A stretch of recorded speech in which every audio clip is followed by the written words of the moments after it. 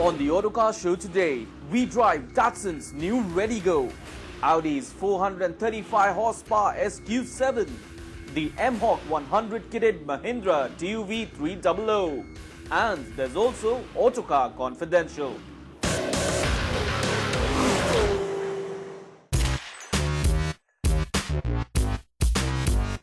Now, Nissan brought the Datsun brand back to life to help them charge into ultra-cost competitive markets and segments. And in India, over the last 3 years, we've seen two products from them, the Go Hatchback and the Go Plus Compact MPV, both of which were sound machines and very well priced, but they didn't help brand Datsun make a mark in the Indian market. But now, they are charging deeper into the market with this, the Datsun Redi-Go. It's looking to take on Maruti Suzuki's Alto, Hyundai's Eon, and hoping to match, if not better, its own platform sibling, the Renault Kwid. We've got the Datsun Redi-Go with us for a few hours to see what it's like. Under the skin, the Redi-Go is very closely related to the Renault Kwid. But on the outside, as you can see, they share practically nothing. Sure, the Redi-Go is head-turning, but in a completely different way. It has a strong nose with cool DRLs, a first in this class, embedded low down on the bumper. The sides are heavily sculpted, something that most cost-sensitive cars avoid to keep the costs low. The rear looks like it's high off the ground, and the tail lamp design is a bit quirky. So overall, it is a strong design. And yes, its stance is also completely different from the Kwid. It looks tall, and it is 60mm taller than the Kwid, and it also has 185mm of ground clearance, which is more than the Kwid. But the Redi-Go is very hatch-like, and that's because when you compare it to the Kwid, it's shorter.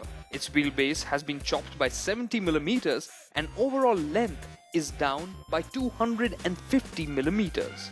This also results in boot space being cut down to 222 liters. The upside to that is, the passenger space hasn't been compromised.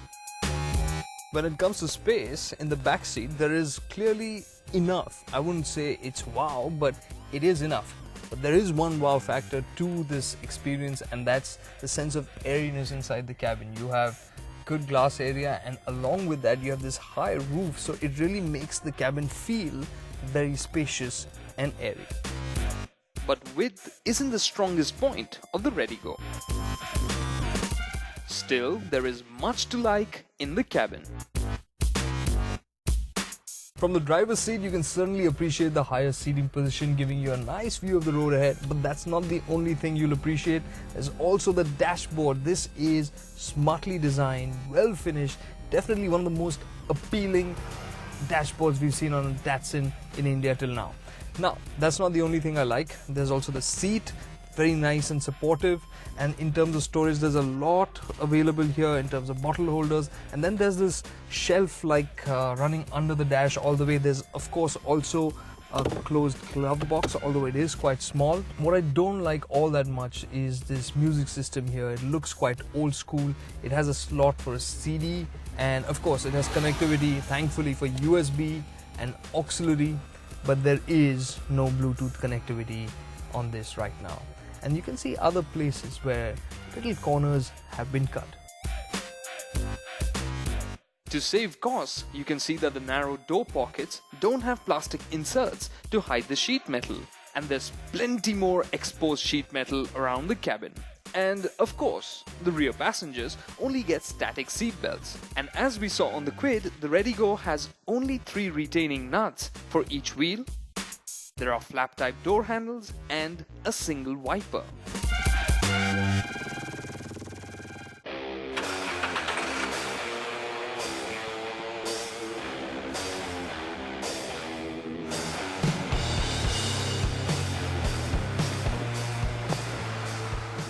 When you hit the road, you also get the same 800cc 3-cylinder engine from the Kwid. It makes 54 horsepower and 72 Nm of torque. That's identical to the Kwid. It also shares the same 5-speed gearbox. But the Redi-Go is 25 kg lighter than the Kwid, and with Datsun claiming best-in-class acceleration for the Redi-Go, we were expecting it to feel quite impressive. Now this engine feels really at home when it's ambling around at low speeds in the city. But even then, it could do with some improvements. One thing's for sure, the throttle response could be smoother. The Redi-Go feels a bit tiring to drive in the city because in stop-go traffic, as you're going on and off the gas, it feels a bit jerky. Also, when you try to overtake another vehicle, you'll find that the mid-range is quite dull. To really get going, you'll have to shift down a gear, let the revs climb to past 3000 RPM, and the engine really starts pulling only once it gets past 4000 RPM. And that's when the lack of refinement becomes all too apparent. As the revs climb, you realize that the engine is really quite audible inside the cabin. It sounds thrashy and it doesn't feel all that smooth either.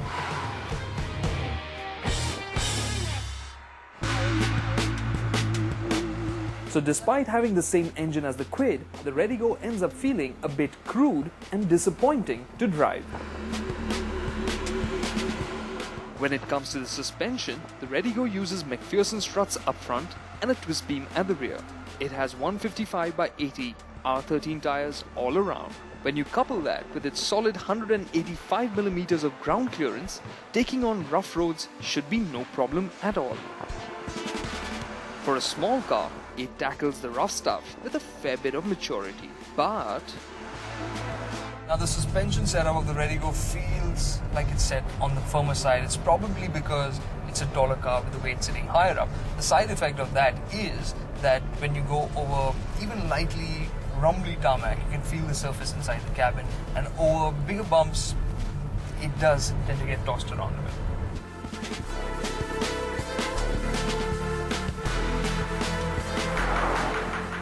Now going through corners, you will feel the body roll, but the Redi-Go doesn't feel like it's getting out of shape.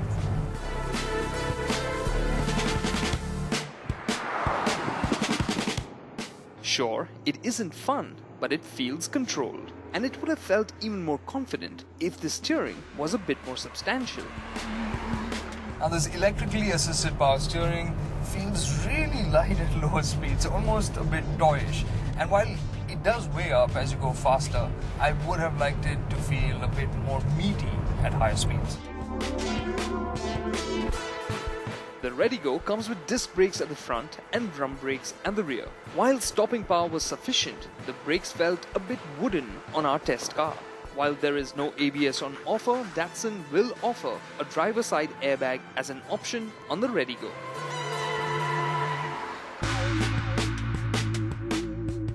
So the Redi-Go, it looks set to take the Datsun story forward in the Indian market by bringing in a much needed dash of appeal by way of its design and its interiors, which just feel better finished and more appealing. Well, it does good justice to the Urban Cross tag as well, with its ground clearance, seating position, spacious cabin that feels particularly very airy. Where the Datsun Redi-Go feels a bit underwhelming is in the way it drives. Whether it's the ride quality, the performance from the engine, or the experience inside the cabin, the level of refinement, it just feels a bit rough-edged. But don't sign off or judge the Datsun Redi-Go just yet, because Datsun promised that this will be launched with the best-in-class cost of ownership and a really attractive price tag. And for the intended customer who will be upgrading to a four-wheeler for the very first time, this should make for quite an attractive package. But we'll know really what's what when it is launched at the beginning of June.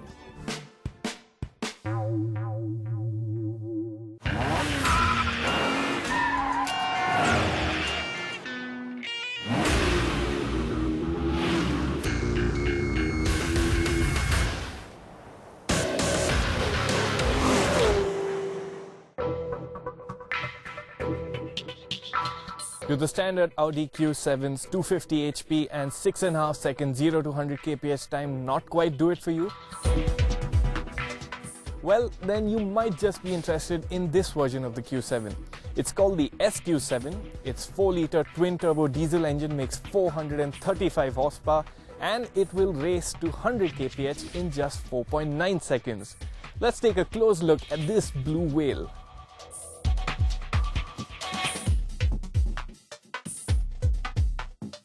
We've driven the standard Q7 extensively, so I'm going to get straight to what makes the SQ7 special.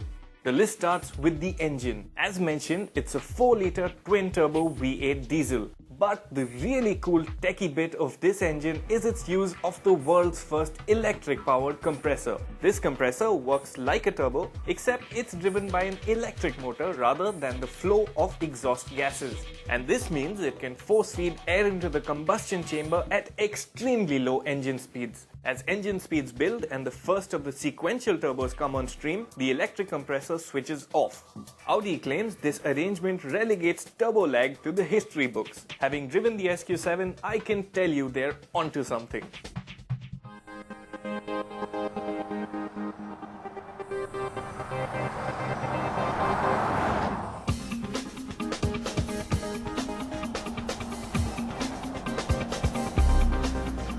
The standard Q7 is no slow coach, but this is something else. The electric powered compressor does its bit at low RPMs. From about say 1000 RPM on, you have great access to power. Then the regular turbos kick in, and what you get is a wide power band. By 3000 RPM or so, you've already got 900 Nm to play with. That is some serious power.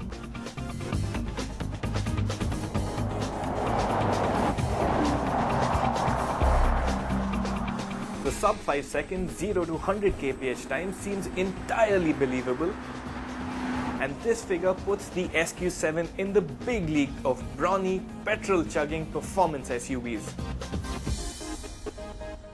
The SQ7 always feels alert with no let-up in the way it pulls from 1000 RPM right up to 5000 RPM. The 8-speed gearbox is also indulgent as it lets you downshift quite aggressively. Crazy stuff.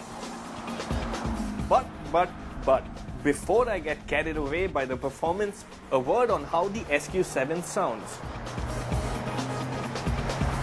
The SQ7 can be as civil as the regular Q7 when you want it to be, but just fiddle around with the settings, get the exhaust to dynamic, the note just changes. At low RPMs, it's this nice deep burble, and then when you press down on the accelerator, it gets louder and louder and grows into a roar.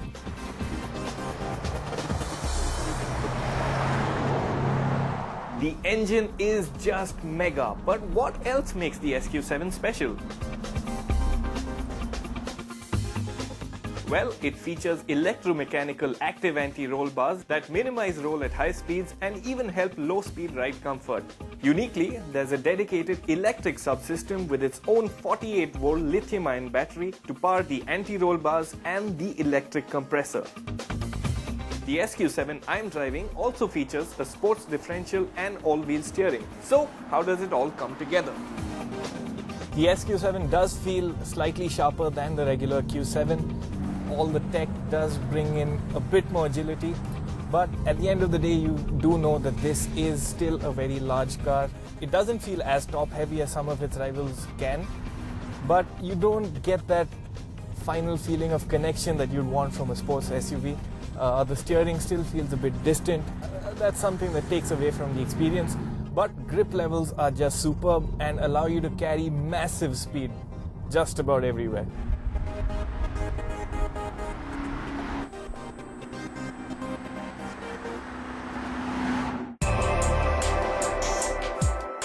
Finally, how do you tell if the Q7 that whizzed by you was an SQ7? There's not all that much, but things unique to the SQ7 include its different air inlets and the silver housing for the mirrors. And if you don't notice the quad rectangular exhausts at the end, you'll definitely hear the rumble they produce. On the inside, the SQ7 is identical to the stock Q7 in design, but opt for aluminium trim here and Alcantara lining there, and what you'll end up with will be a rather sporty cabin. The SQ7 gets all the bells and whistles you'd want, and yes, it is available with a third row of seating as well. The SQ7 is headed to India by Diwali this year. We hear it will cost about 25 lakhs more than the 45 TDI, which means you can expect a price in the region of 1 crore rupees ex-showroom. In all, it may not be the ultimate performance SUV, but the SQ7 sure is the ultimate version of the Q7 you can buy.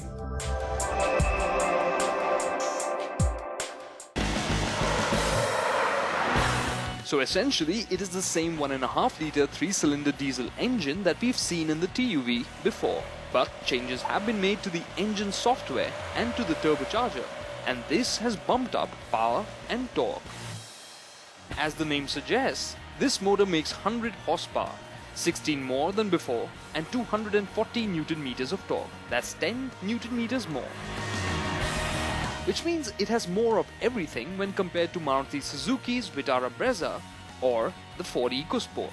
But bear in mind, the TUV is also heavier by over 300 kilograms. So all that's numbers. What happens when you put your foot down? Well, it's still not quick. Not by a long shot when you compare it to something like the EcoSport or the Brezza. But there is an added sense of urgency in the way it marches forward. From a standing start, when compared to the Mhawk 80, this was about 3 or 4 car lengths up at the 100 kph mark. Outright acceleration, well, it isn't all that important for the daily driver. But when you're at higher speeds, like on a highway, you can feel an extra spring in the TUV's step, which should make cruising and overtaking on the highway a lot easier. This is also thanks to a wider power band. The engine starts pulling from a lowly 1500 RPM and it continues to do so to just under 3000 RPM.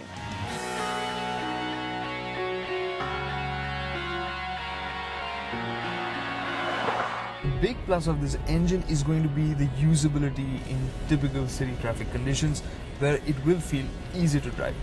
Also, it's going to be offered with the AMT gearbox, and that has also been tuned for smoother responses, for better shifts. So both things combined, the AMT version of the TUV300 should feel much nicer to drive. The company claims that the manual version of the TUV that we drove returns 18.05 kilometers per litre. That is just a touch lower than the Mhawk 80.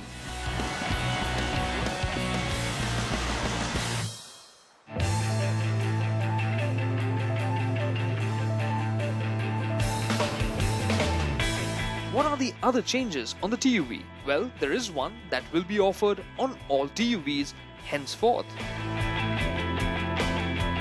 And that's to do with the backseat. Customers wanted better under-thigh support, and that's what Mahindra have done by lengthening the seat squab by 3 centimeters and giving you better support here by raising it by 19 mm. Well, as before, there is plenty of room, headroom, knee room and width. So this is a more comfortable backseat now. The Mhawk 100 variant of the TUV300 has been added right at the top of the lineup. It is offered only as the T8 version, both with a manual and an AMT gearbox.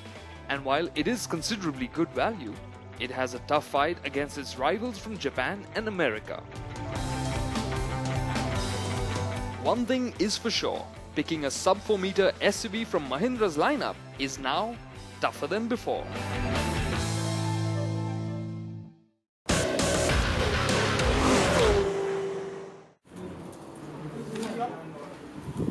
Hello and welcome to Autocar Confidential. It's that part of the show where we give you the buzz, the inside stories of what's happening in the auto industry.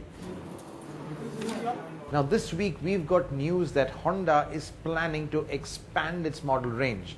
Now the Japanese car maker just launched the BRV, the compact SUV. Well, not so compact because it's a 7-seater. But Honda has plans to launch yet another SUV, possibly the HRV.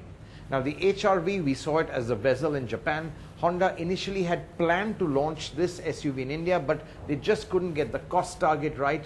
But now Honda feels, looking at the red hot demand for SUVs, that it makes sense to launch another SUV above the BRV as well. Now the HRV could sit neatly between the CRV and the BRV. So a lot of RVs over there from Honda's model range. But clearly that's a gap Honda is looking to fill. In addition to that, Honda is also looking at introducing the Civic. Now the Civic was discontinued in 2013, but it will make a comeback in its 10th generation form. The 9th generation, which we skipped altogether, didn't make it to Indian shores, but Honda feels now there's a wide base of city customers which will be ripe for an upgrade in a couple of years. So they want to have the Civic ready for them when that happens. So those are a couple of snippets I have for you. Thanks for watching.